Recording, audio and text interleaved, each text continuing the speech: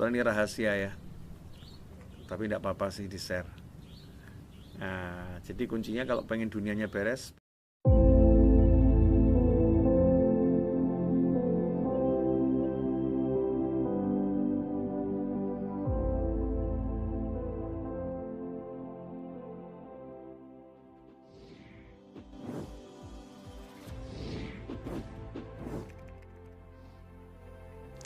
kita sebagai muslim di Al-Quran udah diajari untuk Ashabul Kahfi tidur 309 tahun.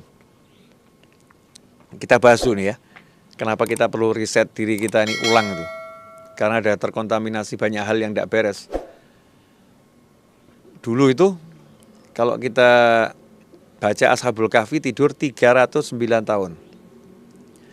Bangun seger. Betul kata Eyang Hussein tadi pagi di Zoom. Pelatihan atau apa namanya, hidup sehat dan bahagia bersama Eyang Hussein. Dijelaskan nih, orang itu seharusnya kalau bangun tidur, kalau orang itu sehat, bangun tidur seger. Bangun tidur kok tambah nggak seger, ya ini aneh ini. Wong tidur itu istirahat kok. Bangun tidur tambah nggak seger, berarti tubuhnya nggak sehat. Kalau bahasa handphonenya begini, habis dicas kok ngedrop kan ya, aneh itu. Berarti baterainya gimana Mas Eto? Kalau baterai dicas, habis dicas justru ngedrop, berarti baterainya apa itu? Rusak. Baterainya rusak. Ini tubuh kita gitu, kalau dibuat tidur, bangun kok sakit semua, nggak enak badannya, ya, berarti ya badannya nggak beres. Ashabul Kahfi tidur 309 tahun, melek itu langsung, ayo cari makan yuk. Jadi kalau bahasa bebas kan gitu kan, ayo cari makan yuk. Ya, salah seorang di antara kalian cari makan. Utusan satu orang suruh cari makan, yang lain nunggu nyantai itu. Langsung ke pasar, belanja ke pasar. Masya Allah, tidur 309 tahun. Makanya jangan percaya film-film Ashabul Kahfi yang gambarkan Ashabul Kahfi bangun tidur nenek kakek-kakek, jangan gitu ya, salah itu. Tidak sesuai dengan Al-Quran, nggak sesuai dengan kenyataan ya. Pergi ke pasar, cari makan. Dan orang nggak mengenalinya sebagai orang tua ya, dikenali sebagai anak-anak muda, fityatun, anak-anak muda, Ashabul Kahfi. Nah, itu bukti kalau orang yang taat sama Allah Ta'ala, fisiknya tuh kuat. Ya, fisiknya kuat. Baginda Muhammad SAW, Masya Allah, dan para sahabat, fisiknya kuat-kuat.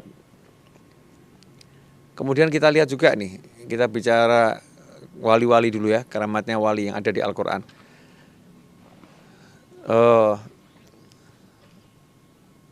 Siapa lagi Ustaz Is?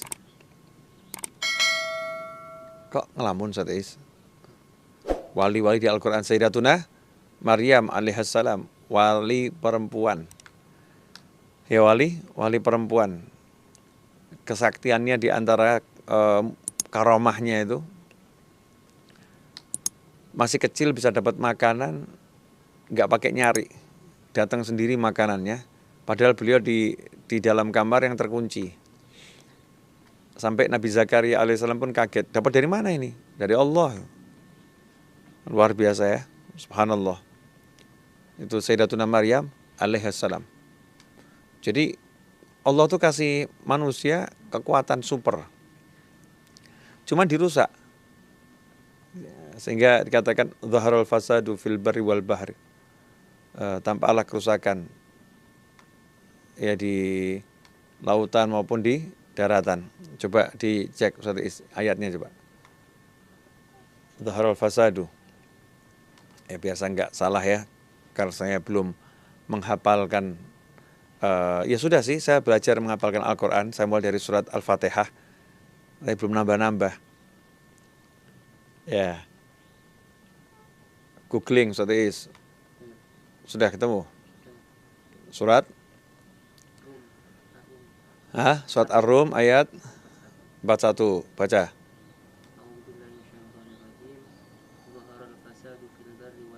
Dharal fasadu fil barri wal bahri bima kasabat aydin nas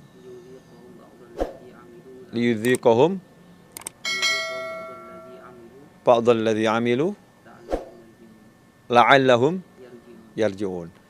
Di antara tafsir yang ditafsirkan oleh para ulama Hadramut, ya ulama Hadramut, tafsir ayat ini kan banyak ya. Zaharul fasadu.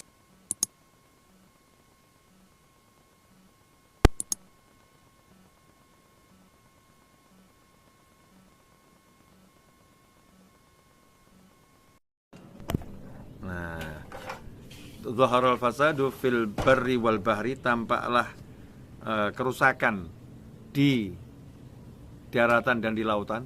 Itu diartikan di daratan itu adalah di fisik ini. Daratan kalau di bumi ya daratan, tapi kalau di tubuh manusia daratan di fisik ini. Kemudian lautan itu di dalam.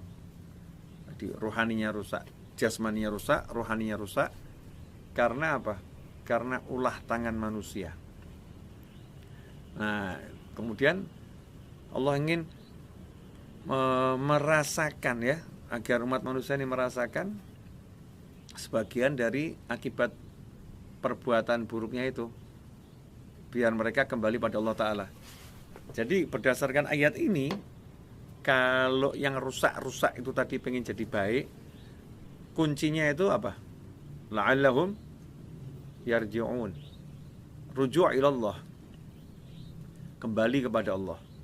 Jika udah kembali kepada Allah, maka otomatis yang di fisik akan jadi baik, yang di dalam juga akan jadi baik. Karena intinya itu. Makanya kalau ada orang punya masalah, ya ini mahalnya di sini ya. Bicara panjang tadi itu, duduk lama, ini mahalnya di sini. Ini tolong dicamkan baik-baik, diingat-ingat baik-baik. Apapun yang nggak beres di fisik kita, baik itu kesehatan, baik itu perbuatan ya, perbuatan fisik, tangan berbuat yang tidak baik, naudzubillah min dzalik, mata berbuat yang tidak baik, ya semua yang nggak baik ini di tubuh kita, maupun yang di dalam. Itu kalau pengen jadi baik, resepnya satu, cek kita punya dosa apa, segera bertobat, perbaiki, nah, kemudian cek ketaatan yang kita tinggalkan apa, segera bereskan itu, maka otomatis jadi beres. Makanya orang-orang dulu itu kalau sampai kendaraannya dulu kudanya kok bandel, kudanya nggak mau nurut, kudanya jadi berontak, maka dia nggak ngecek kudanya kenapa, tapi yang dia cek, saya kenapa ya? Apa yang terjadi dengan saya? Saya punya salah apa sama manusia? Saya punya salah apa sama Allah Ta'ala? Ada enggak ya perbuatan saya yang ganggu manusia? Ada enggak perbuatan saya yang nyakiti orang lain, yang diharamkan Allah Ta'ala? Atau mungkin ibadah saya kurang beres ini. Sholat subuh saya tadi gimana? Sholat asar saya gimana? Baca Al-Quran saya gimana? Bekti saya sama orang tua bagaimana? Ngeceknya selalu ke situ.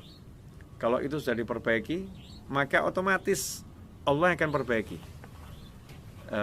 Siapa yang memperbaiki hubungannya dengan Allah Ta'ala, maka Allah akan perbaiki hubungan orang itu dengan manusia. Ini kaidahnya para ulama itu. Siapa memperbaiki hubungannya dengan Allah, Allah bereskan hubungannya dengan manusia. Siapa perbaiki akhiratnya, maka Allah bereskan dunianya. Setelah ini rahasia ya, tapi tidak apa-apa sih di share. Nah, jadi kuncinya kalau pengen dunianya beres, bereskan akhirat.